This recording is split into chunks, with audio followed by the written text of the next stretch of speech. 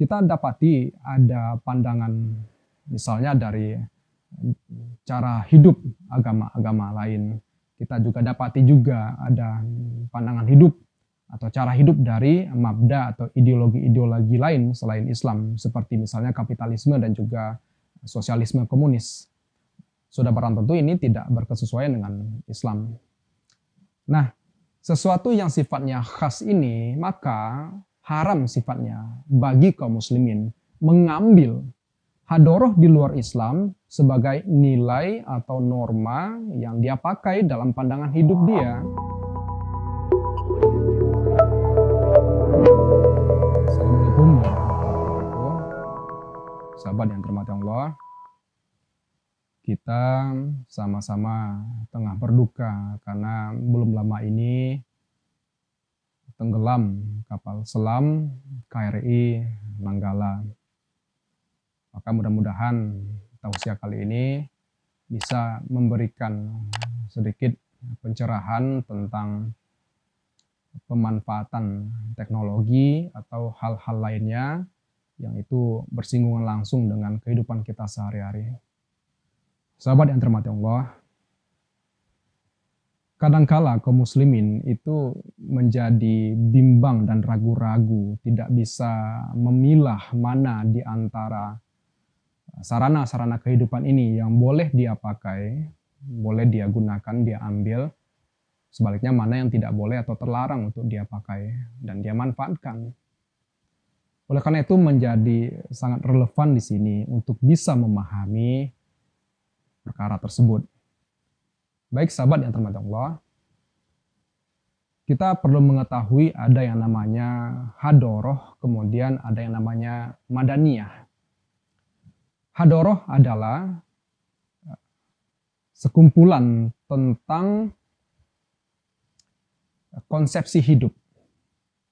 Jadi ini adalah pandangan tentang kehidupan yang pasti dia bersifat khas, kembali kepada dari mana asal pandangan itu. Mengenai hadoroh, sifatnya yang khas tadi, sehingga bisa kita pilah kemudian mana yang masuk dalam hadoroh Islam, di mana itu boleh kita pakai dan seyogyanya kita memang berpegang teguh kepadanya, mana pula yang itu masuk kepada hadoroh-hadoroh ghairul Islam, selain Islam, pandangan hidup atau suatu pemikiran yang mendasar, yang mengandung makna-makna, nilai-nilai di dalamnya, sehingga dia beririsan atau bahkan berbenturan secara diametral dengan hadoroh Islam itu. Kita dapati ada pandangan misalnya dari cara hidup agama-agama lain. Kita juga dapati juga ada pandangan hidup atau cara hidup dari mabda atau ideologi-ideologi lain selain Islam, seperti misalnya kapitalisme dan juga sosialisme komunis. Sudah barang tentu ini tidak berkesesuaian dengan Islam. Nah, sesuatu yang sifatnya khas ini maka haram sifatnya bagi kaum muslimin mengambil hadoroh di luar Islam sebagai nilai atau norma yang dia pakai dalam pandangan hidup dia. Mudah-mudahan ini membuat clear persoalan tersebut. Baru kemudian kita masuk kepada yang kedua adalah madaniyah. Apa itu madaniyah? Madaniyah adalah bentuk fisik atau sarana-sarana yaitu nampak atau tangible sifatnya.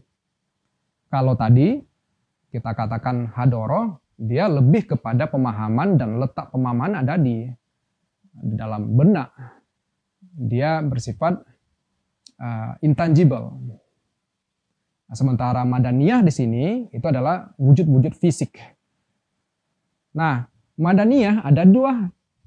Ada madaniyah yang itu am, ada madaniyah khos. Madaniyah am atau wujud-wujud fisik yang tidak terpengaruh dari hadoroh tertentu, maka ini juga boleh atau halal dipakai oleh kaum muslimin. Apa contohnya? Segala sesuatu yang masuk ke dalam ilmu pengetahuan dan teknologi. Jadi terlepas siapapun yang menemukannya, apapun bentuknya, kalau itu terkategori sebagai madaniyah am, maka kita boleh memakai. Jadi yang menemukan hukum gravitasi itu, misalnya orang barat. Yang menemukan rumus yang baru itu orang barat. Ya tidak ada halangan bagi kita untuk memakainya. Karena itu sains, ilmu pengetahuan. Begitupun hanya dengan teknologi. Yang menemukan komputer itu orang barat misalnya. Yang menemukan aplikasi seperti Facebook, Instagram, dan lain-lain itu orang barat. Tidak ada halangan bagi kita untuk memakainya. Terlepas siapapun yang menemukan. Karena dia bukan lahir dari hadoroh tertentu. Nah, ini yang harus digarisbawahi. Berbeda lagi halnya dengan madaniyah yang itu lahir dari hadoroh tertentu. Ini yang dinamakan dengan madaniyah khas tadi. Contoh, benda berupa salib itu jelas lahir dari madaniyah, dari hadoroh pemikiran umat Nasrani. Begitupun misalnya dengan pakaian biksu dengan kepala yang juga digundulkan dan ada tanda-tanda, itu jelas dia lahir dari pemahaman tentang konsepsi hidup dari umat Buddha. Begitupun halnya misal dengan lambang-lambang simbol-simbol yang menjurus kepada sosialisme, komunisme, dan lain-lain, di mana ada norma dan nilai di sana yang bersifat khas, maka kaum muslimin tidak boleh memakainya. Haram untuk digunakan. Mudah-mudahan dengan pemahaman yang seperti ini menjadi lebih jelas dan tidak ada lagi bias di antara kita. Kita tentu menyayangkan kalau misalnya ada, ayo boykot produk dari negara tertentu. Padahal juga mau ngeprintnya itu menggunakan alat yang juga diproduksi dari negara tertentu. Atau misalnya ada produk-produk makanan dan lain-lain, selama itu halal tidak masalah untuk dikonsumsi, dia kembali kepada hukum asalnya. Walaupun harap jangan disalahpahami ya, dalam konteks keberpihakan itu beda perkara. Kalau hukum asalnya itu halal, maka boleh dipakai oleh siapapun. Nah, sahabat yang dirahmati Allah, jadi kesimpulan kita bahwasanya di dalam hidup ini ada yang terkategori sebagai hadoroh, sifatnya khas. Kita tidak boleh memakai hadoroh yang berasal dari luar Islam, karena hadoroh ini dia tersangkut dengan cara hidup, baik buruk, dan lain sebagainya. Sementara mengenai madaniyah, wujud-wujud fisik, benda-benda, itu selama terkategori kepada madaniyah am, umum, berupa ilmu pengetahuan, teknologi, siapapun bisa memanfaatkannya tanpa harus ragu-ragu. Tapi kalau benda itu jatuhnya kepada madaniyah khas, yang dia turunan dari hadoroh yang juga khas tadi, ini terlarang untuk kita gunakan.